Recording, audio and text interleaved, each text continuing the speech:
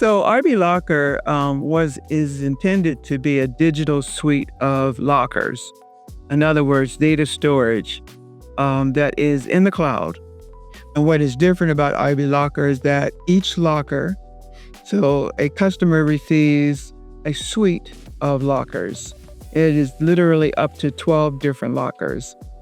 So you have a locker for your assets, asset locker, insurance locker, pension locker, your next of kin locker, your contact locker, your final funeral planner locker, and your estate planning locker. Have I left anyone off? Let's see. Maybe I have. But I think that you get the idea of how many lockers each consumer would have. Now, when I designed this, I designed it to have comprehensive rules and actions and business rules that are there specifically for the customer. So let's say it is a husband and wife, and husband buys this account. He desires to have an IvyLocker account. And let's say that he also has a side business, which I'll bring up once I get done explaining, I think, the model of what we have right now. So as a customer, what he has to do, he has to sign up and register for an account. He does receive the account for 14 days free. Then when he begins the registration process, because he's put down his credit card, at that point, he will have to review some forms, and he will have to electronically sign on these forms. One of which is pre-authorization to release your own death certificate. And by doing so, you're basically stating that you are fully aware as the consumer of what you're doing, and that you want your death certificate to be sent to your customer accounts, to your business accounts.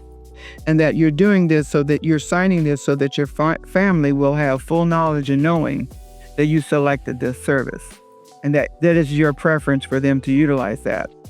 Now, of course, you cannot make them utilize the service, but that is what the intention is of that form. The next is a policy information and submission release. So by doing so, you are giving us the authority to submit your policy, your information to your policy holder, the insurance carrier, about the notification of said policy. It doesn't matter how many policies you have, we would take care of addressing that issue. And then your financial information submission release. This kind of really directs to all of the other types of accounts, your financial accounts, your bank accounts, your pension accounts as well. So that's a part of that criteria. Now, in each one of these lockers, so I mentioned you have your insurance locker. I want to explain how the lockers work, generally speaking. You can create as many accounts or insurance lockers within that one insurance locker as you have need of. If you have 10 insurance policies, then you'll be creating 10 iterations of a page for every single one of those insurance companies. You will also tell us for every single account that you have, there are 3 options from a drop-down. Notify this provider. That's you saying, I want this person, this company to be notified. The next option is let my next of kin decide. So we tend to abbreviate next of kin as NOK. So let the NOC decide. Because sometimes the deceased will feel like, before they're deceased, they will feel like, I don't care. Let them figure it out. Let my wife figure it out. Let my attorney figure it out. And so you have that option. And then your third option is basically you're not consenting to utilize the notification services at all. You just want the family to do just like they do today, where they have to figure everything out and go notify everybody and send them these get multiple copies and lots of copies of the death certificate, because that's what they're going to need to notify to a bank, to a financial institution, to an insurance company, to a pension company, to prove that the person is deceased. They require proof of death, not just you calling. They need proof of death. That is the death certificate. In the legal terms, it's called the post-mortem report. So that's in essence of some of the aspects around that piece of it. Now I want to go back and address the end of the registration flow. Because as a part of this registration flow, you have to give us a next of kin. You must identify at least one person who you say is the person you would like for them to handle your affairs. Whoever that person is. So that's what you'll be filling out as a part of the registration flow is the next of kin. And we make it very clear that you cannot complete registration until you give us the next of kin. Because the reality is, you could start the process. Maybe you'll go outside and get hit by a bus. Who knows? But, people die at a drop of a hat. So from a liability point of view, you're going to give us that person. Now, my system is going to contact that person via email. Let's say it's Sarah Smith. We're going to say, hello, Sarah Smith, that your Uncle Joe, whatever his name is has elected you as a person that they feel can best take care of handling the closing of their accounts, part of their estate. And so we encourage you to have a sit-down conversation, to call your uncle, to call whoever this person is, and engage them and have the conversation. Now, we're also going to make aware to the consumer that this is happening, because some of the biggest challenges is the fact that decisions are made and the poor next of kin has no idea. They don't know what you want. They don't know how you want things done. They don't know what your favorite songs are. They don't know if people are supposed to, do you want to just open up your house and just sell everything? Maybe you have certain pieces that you want to go to cousins and nieces and nephews, etc. Then how do you expect your next of kin to know that? That was my next question, Yvonne. Because your work centers around end-of-life coordination, which many people avoid talking about, especially as a community, we just don't do it, Why do you feel these conversations are so important? What would be your, as a profession, as an inventor of this, what would be some of the recommendations that you would recommend families and loved ones to engage and start really thinking about this and making plans? So what would you recommend? That's a great question. And I would say, for me, I've always, I'm kind of like the sounding board when it comes to the issue and multiple issues that we have in this country from the lack of knowledge. Now, as a believer, I know that the word says that my people suffer from a lack of knowledge. This is definitely true of families because they don't seem to understand the impact by them not communicating, by them not educating themselves, becoming aware of what to do to protect themselves. And this is the reasons why, in the United States, we have more than $70 billion in unclaimed assets. Every state has an unclaimed assets department. That department is funded by and large from the unclaimed assets. So, for example, I had contacted the state comptroller in the state of Illinois, which is where I'm incorporated at. And I wanted to get her thoughts and opinions on electronic submission of the death certificate and I couldn't find any reasons legally and no regulatory information, no CFR, no nothing regarding whether or not an insurance company or et cetera cannot receive a death certificate in this manner electronically. There is not. And now the PDFs have been accepted by the courts as a legal document. So in other words, if that certified certificate of death is scanned or is sent to them as a PDF with electronic, embedded electronic signature and timestamp on the PDF. If that is sent in that manner, then those companies can accept it. So while I'm having this wonderful conversation with this comptroller, she shared with me how they were painfully dealing with a situation in the state where, in the unclaimed assets, because there was a couple that had been married for 50 years and the husband had passed away. Then the wife passed about a week later, and the state was sitting on, it was something like a $30,000 valued stock bond for Walgreens They didn't know who to give it to. There's no next of kin. And so when they have those situations where a next of kin cannot be identified, and they do a lot of work in trying to recover and identify the next of kin. They're researching, this department, that's what they do. They're researching every avenue possible to try and identify if there's a next of kin available. And if there isn't, and also with the information that they have on their website. So, there is a unclaimed assets listing that you can go check. How many people know about that? So if it's never claimed, then the state will liquidate it.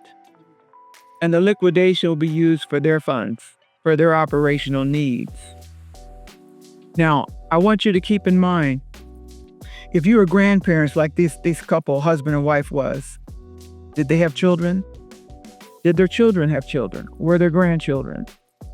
You see, so now you're talking about the loss of assets, multiple generation, your grandchildren and the great-grandchildren and the great-great-grandchildren. So the more you dig into that, you start realizing the huge segment in our country that we're never equipped to know, in some cases not allowed to know, about how to protect their wealth, how to protect their assets. And certainly financial planners, etc., they're very painfully aware. They try and educate people, but you cannot always make consumers go talk to a certified financial planner, right? They'll feel like, I don't have any money, there's no point in me going and having that conversation. And as you know, more than 55% of Americans don't have a will. Why is that? They feel like, well, I don't need to go spend money to have a will made. I don't have anything nothing of value. My family already knows what to do should something happen to me. They'll figure it out.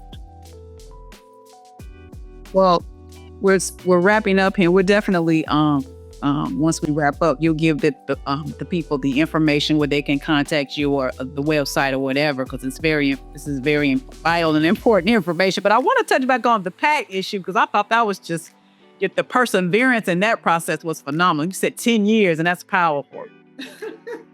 So it took 10 years to secure the PAC. What kept you going, Yvonne? This is the perseverance part, the journey. What kept you in there? What kept you in the fight for that long? That's a long time. And I know things have changed with the process of being issued a patent now, but when you were in those trenches, how did that teach you persistence? Did you want to give up? Very quickly, because we're winding down here. Just explain to the people, because it is, sometimes you just like, but it's just a stronger call. It's a calling that you feel that you have to do. So I want to hear it in your words. Okay. All right. So I filed that initial patent, waited 5 years before I got my first office action. An office action is where your file is actually on the desk of an examiner and they're working your file. So there was 5-year wait because the patent office sent me a little postcard. I guess they were sending them to everybody, letting you know that they were understaffed and overloaded in work. And they just wanted to acknowledge that, your application, your pending patent application is still pending. We will get to it, etc. Okay, 5 years. And that 5th year, that's when I received the first office action. That requires money. So it also required my patent agent to file claims. In other words, have the conversation with the examiner to refute anything that they felt that they didn't like, that they didn't agree with. And so my agent went through that, and we got some reconciliation on that, just changing of a few words here or there. And so we kept going. Then came the next office action. And I still had the same patent agent on file. And so now I'm asking this agent, I want you to tell me in your own words how you will defend my patent. And everything that this person said told me he could not defend my patent because he didn't really understand it himself based upon his answers to me. So I started shopping for another representative to cover me, right? So now I'm thinking, well, maybe I should have hired a patent attorney. Oh. So I did that. I went through, I had like 3 or 4 on my list, and I kind of narrowed it down to this one firm that was basically closer to Washington, D.C. Because I thought, well, and then I had the meeting with them, and they told me, these 2 gentlemen, and they said that they were basically, now I realize it, but sales pitching about how many technical IT type cases that their firm has been able to get passed, that they have a high competency rate on delivery of these type of patent ideas. Okay. And so I agreed to move forward, and I said to them, well, I have my 2001 that was submitted, and I want my 2001 to stand. Are we in agreement on that? I said, I am not throwing away my 2001. I expect to maintain that because at that time, grandfathering was accepted norm, right? So in other words, you're the first to patent. You're the first to come up with this idea. That was the whole purpose of the grandfathering piece. And so, okay, they said to me, well, yeah, we'll do this as a continuation in part. They call it CIP. But we do want to make sure that we have covered, and we want to change the language, update the language so that it's more technical specific. Okay. So I think they renamed that second one, which was submitted in 2005. So what year are we in now with the back and forth? We've gone from the year of submission of 2001 to 2005. Okay, so we in 5 years. Okay. Why? And that's when I basically dismissed the patent agent, and I hired these guys, and they explained to me that I would, have to pay more money because their intent was to basically rewrite the patent application, but they would file it as a CIP. Me not realizing that those attorneys really didn't know what they were doing. Or if they did, they were intentionally doing me harm. So now it took 4 more years before I found that out. So they submitted their stuff. I'm still dealing with the 2001. So theirs was submitted 2005. So now in 2009, I had worked for a major insurance company for 9 years. And then they decided to move all of the all IT people were all being pushed into another company, a larger company. And so, all right. But as a part of that was signing this, it's called a covenant of disclosure about any patentable ideas. And you had no way of knowing that this was something that you were supposed to sign, right? So all the employees we had to go to a separate building and fill out packets of paperwork. And like today being today, and tomorrow you're now officially working for that company, but you got the same job. Nothing changed. But you'd have to sign away your right. I'm reading this and I'm scared half to death. And so I'm trying to figure out, do I sign? Do I not sign? Do I sign? What do I do? Right? So I'm trying to read through all that fine print as quickly as I can. And then I'm recognizing if you don't sign it, you won't have a job. So I immediately started researching, trying to find a patent attorney that I could go to for advice. And I found this older gentleman in Illinois. And so when I went to see him, now remind you, I'm with the new guys, right? Who are representing me. But yet I hadn't heard anything in 4 years. 2005 to 2009. And I'm getting worried because it should only take a year and a half before you get a notice, either for an office action or whatever. But yet I hadn't heard nothing. So it's like a black hole again. So when I go see this older gentleman, he says, well, what is your info? And he's asking me my number, my patent number and so on. And he pulled me up in the patent system.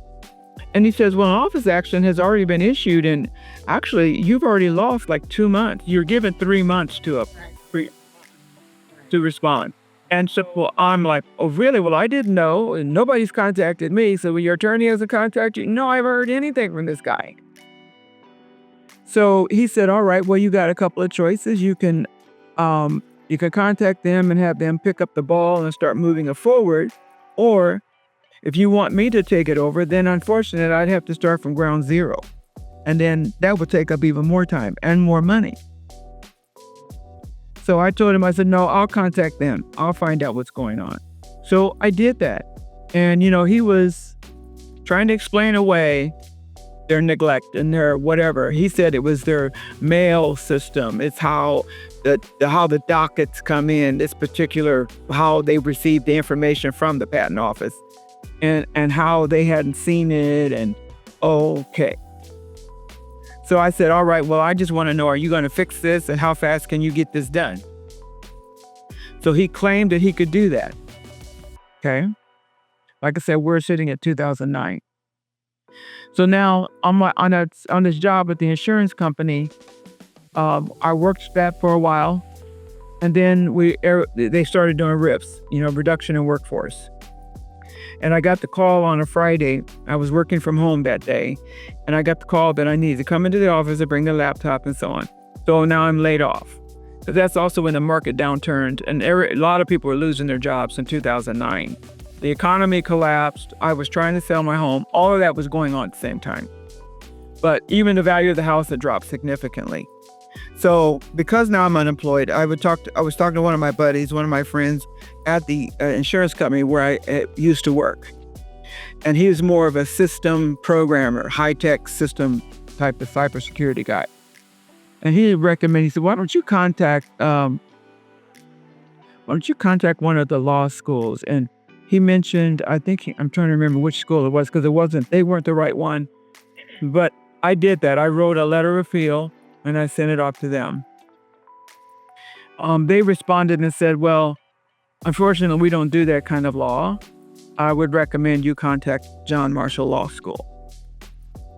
So I tweaked my letter a little bit more and I sent it off to the John Marshall Law School. And I get a response back in about 3 days from a gentleman by the name of Don Moyer. He's passed on now. And so Don said, I believe we can help you. Are you available to meet me in Chicago? And I said, yes. I'll come anytime you say that you want to meet. And so I did that. I guess he ran the senior patent clinic at John Marshall Law School. And because I was unemployed, I was eligible to get free legal help. Sometimes how God works things out. Yes, he does. Because while I was working that job for 9 years, I was looking for a job. I was pounding the pavement. I kid you not. Going back and forth with the issues and the office action and stuff. Okay. So I'm trying to get away from this new merger situation between the insurance company and the new company that I had to find this disclosure document. You see? And the older gentleman that I went to see who gave me this advice and did that research, he said to me, he says, well, you already have a cake in the oven. And you haven't told them you have a cake in the oven. So now you can't tell them you have a cake in the oven. So I would recommend that you start looking for work. You need to get out of that situation. You need to walk away from that job. And I told him, I have been looking. I've been applying. I've been interviewing, landing interviews, but nothing was popping, right? And so he says, well, you're just going to have to keep looking. So that's what I was doing while I'm dealing with the attorneys, these other guys, and then now with John Marshall Law School. When did it finally happen, Yvonne? We running down here all the time. Your journey is so awesome. But when did we finally get the patent issue? Well, there was a third patent issued by John Marshall Law School. Don Moyer felt and said, no, this is significant. He says, matter of fact, I would recommend you add a locker or something in there into your system about when people pass away, that when their organs are being, used. He said there should be tracking on that because his mom was donating her brain to Northwestern because she had dementia. Okay. And so she was wanting to do that. And that was his point. There's no tracking on this kind of information anywhere. You should include that. Okay. So He and the students got into this, thoroughly enmeshed in the research. And they dug up so much stuff.